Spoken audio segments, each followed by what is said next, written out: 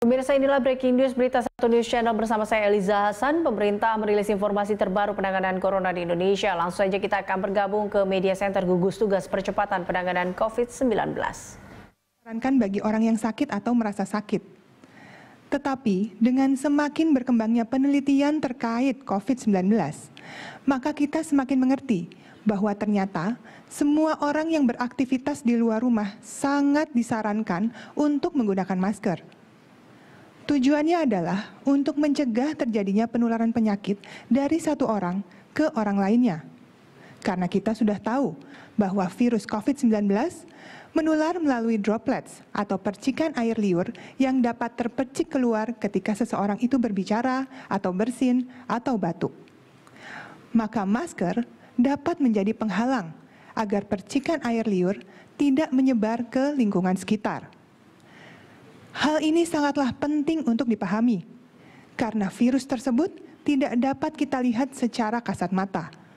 Maka, kita tidak bisa mengetahui di mana virus tersebut berada dan siapa saja yang mengidap atau membawa virus tersebut. Agar kita dapat melindungi diri kita dan orang lain, maka sebaiknya masker wajib digunakan dengan cara yang baik dan benar. Semua pihak wajib menggunakan masker selama masa pandemi berlangsung, terutama apabila berada di lingkungan yang penuh sesak atau berjumpa dengan orang lain. Saudara-saudari sekalian, ada 3 jenis masker, yaitu masker kain, masker bedah, dan masker N95. Masker kain yang direkomendasikan adalah masker yang memiliki 3 lapisan kain. Lapisan pertama adalah lapisan kain hidrofilik, seperti katun yang dilapisi oleh lapisan yang bisa mendukung agar filtrasi lebih optimal, bisa dari katun atau polyester. Kemudian lapisan ketiga atau yang paling luar merupakan lapisan hidrofobik atau bersifat anti air, seperti terbuat dari polipropilen atau polyester. Masker kain ini dapat dicuci dan digunakan kembali. Oleh karena itu, penggunaan, penyimpanan, serta pencucian masker pun harus tepat agar awet dan dapat digunakan berulang kali. Penggunaan masker disarankan maksimal hanya 4 jam dan harus diganti dengan yang baru atau yang bersih. Tetapi, apabila maskernya basah atau lembab, maka harus segera diganti. Oleh karena itu, masyarakat disarankan untuk membawa beberapa buah masker ketika harus pergi keluar rumah untuk beraktivitas. Penggunaan masker pun harus tepat.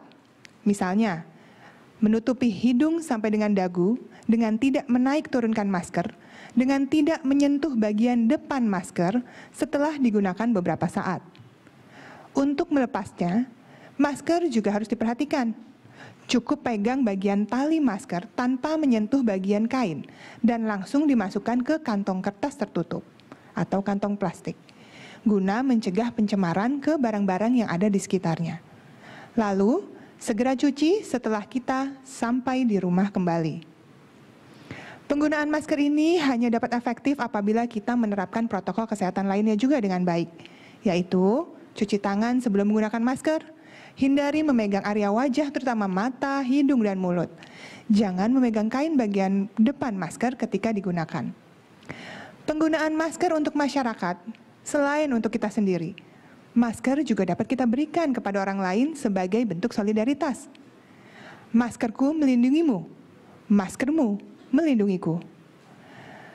Dalam pernyataannya terkini, awal Juni 2020, WHO mendorong pemerintah di seluruh dunia untuk harus menganjurkan masyarakat umum untuk mengenakan masker non-medis dalam situasi dan keadaan tertentu. Hal ini sebagai bagian dari pendekatan komprehensif untuk menekan penularan SARS-CoV-2 atau virus penyebab penyakit COVID-19 ini. Saya ingatkan sekali lagi bahwa dalam konteks pandemi COVID-19, WHO menganjurkan bahwa semua orang, meskipun menggunakan masker, tetap harus menghindari kerumunan dan tempat ramai. Menjaga jarak fisik minimal 1 meter dari orang lain, terutama dari mereka yang bergejala atau mengalami gangguan pernafasan seperti batuk, bersin, demam, dan lain-lain. Sering mencuci tangan dengan sabun dan air mengalir. Dan bila tidak ada, gunakanlah hand rub berbasis alkohol. Mempraktekkan etika batuk dan bersin juga penting, dengan cara menutup hidung dan mulut dengan siku dengan lengan terlipat, atau gunakanlah kertas tisu pada saat batuk atau bersin.